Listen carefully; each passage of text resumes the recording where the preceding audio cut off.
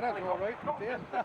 The weather's all right, then. Also has a certain degree of transport capability as well.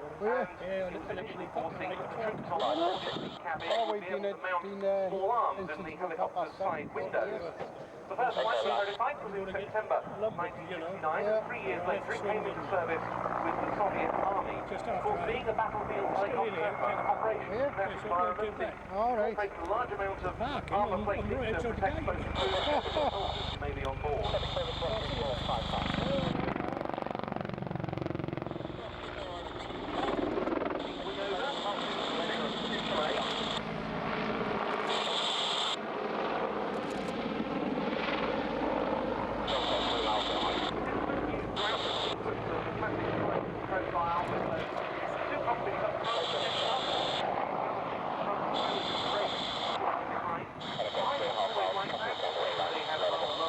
Glazed area up front, but that was very popular, so it was soon changed. This is the 535, which is the export version of the Mi-24D. Designation of this helicopter. This is the most new working area, most 1500 meters.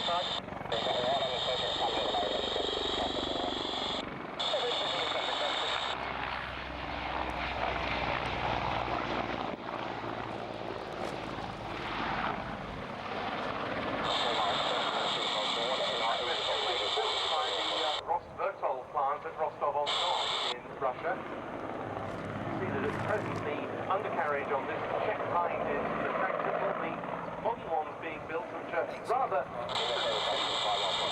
been given a fixed undercarriage.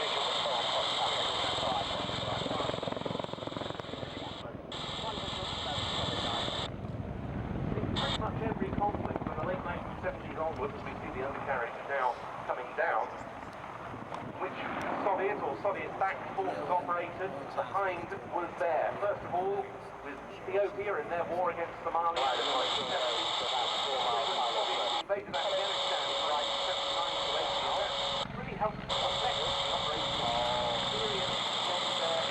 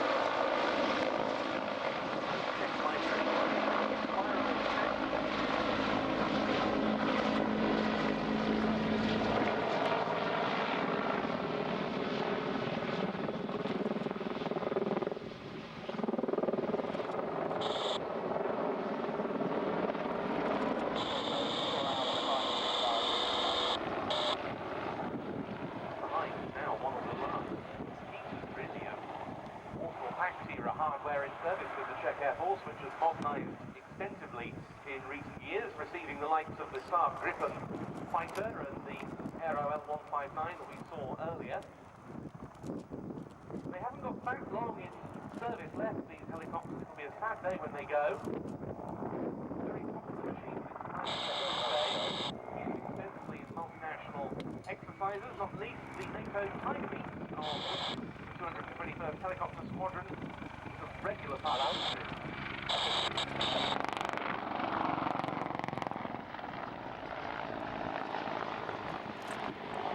NATO Tiger Beat landed in Norway a couple of years ago, where the Czech Hind were being used to support Italian Gustavelle 12 helicopters in combat search and rescue missions in the Norwegian mountains.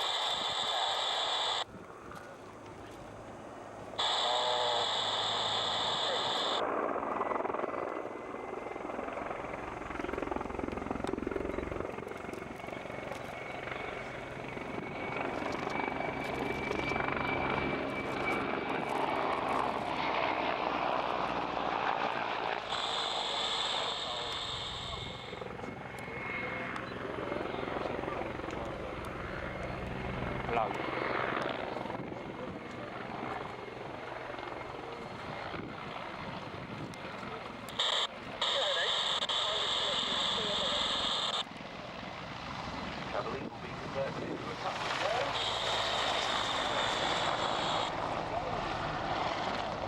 In watching this display, we remember also the Czechoslovak pilots who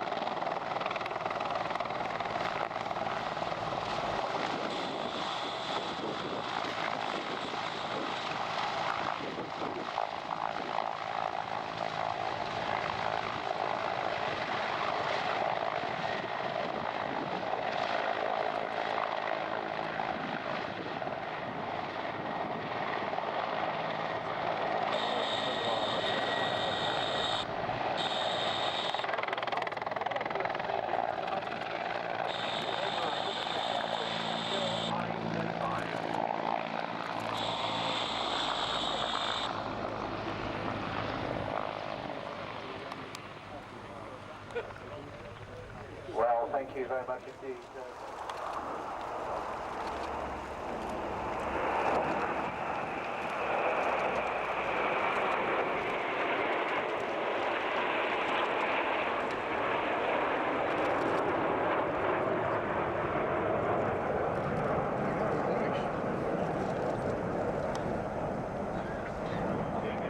Airplane is the great Dr. Seuss, the man who wrote The Cat in the Hat and How the Grinch Stole Christmas, said, "Don't cry because it's over, smile because it happened.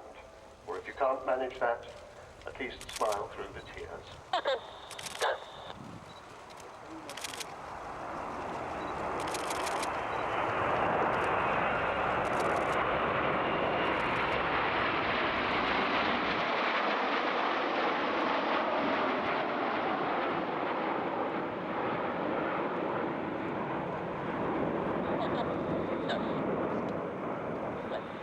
Rolling now, the Airbus A400,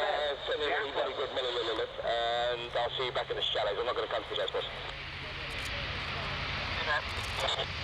Thanks for today.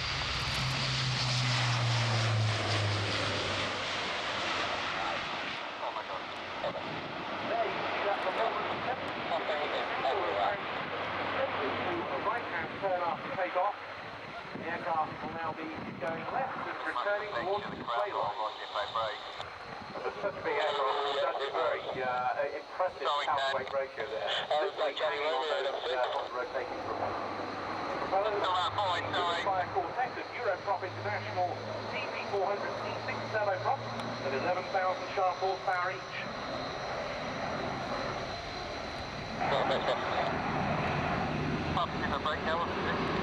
I'm not really good. I'm off the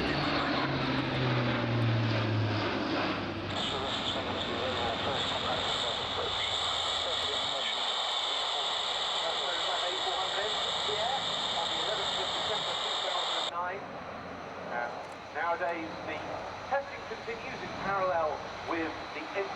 service. The first production delivery of an A400M was to the French Air Force in 2013. Turkish Air Force, the RAF, the German Luftwaffe and the Royal Malaysian Air Force have also taken delivery.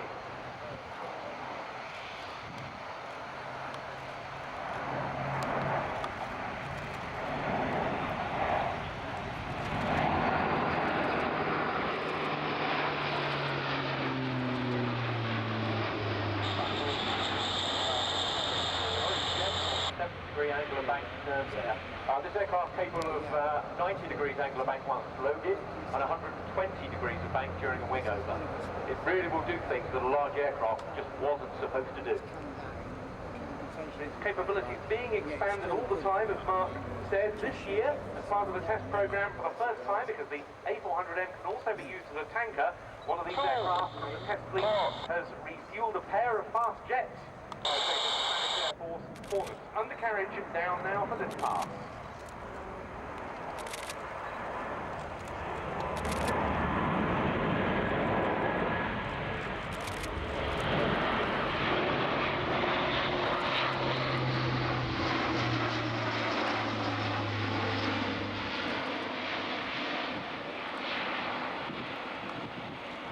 As with any Airbus product, production effort is a multinational one. The major assemblies are flown to a final assembly plant in Seville aboard the very distinctive outsize A300 Beluga freighters.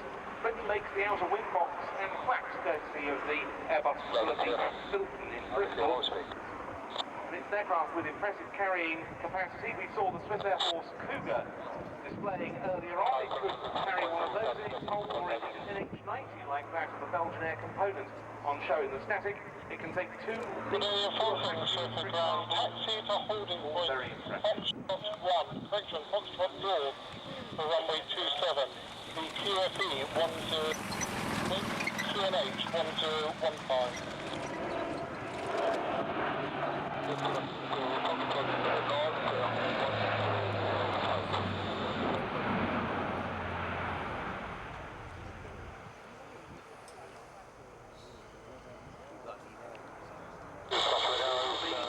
Getting up to around 250 to 280 knots at 500 feet, nose up to 45 to 50 degrees, and at the top, that very impressive 120 degree wing over.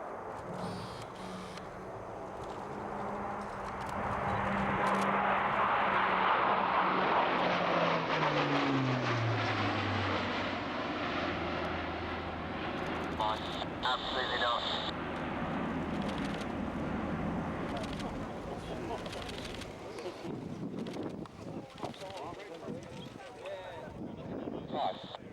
Yeah, nice. Make the fall back. Were you ready to get off it yesterday?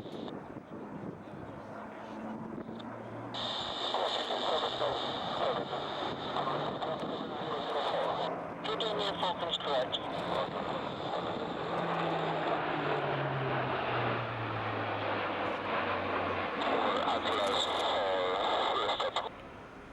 Atlas runway 27 clear to land, service wind is 220 degrees 11 knots. Yeah, absolutely. Thanks to fly-by-wire, enormous flight control surfaces, and a wonderful flight control computer. But this is just for air shows. This has practical applications as well. That's pilot Anthony Flynn and his co-pilot for the displays this weekend, Eduardo Curiel Tormo.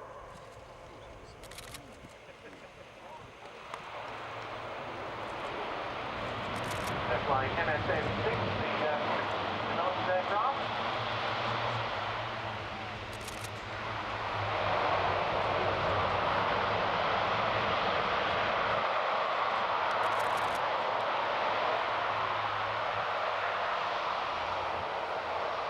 And it's not often that you see a large aircraft that size going backwards under its own steam. Do go and see the Atlas C1 from Bryce Norton in the static park. It's open for visitors this weekend, and I'm sure for many of you that'll be the first chance to go aboard mightily imposing aeroplane. The RAF air mobility fleet really has undergone a significant renewal in recent times. Yeah, absolutely, and a significant investment as well. If we were talking about this 5 years ago, we'd be talking about Project Future Bride, but Future Bride is now we now have a world-class deployment facility as a hub for global operations for the Royal Air Force, the Army and the Navy. So there, completing its sequence, the Airbus A400M.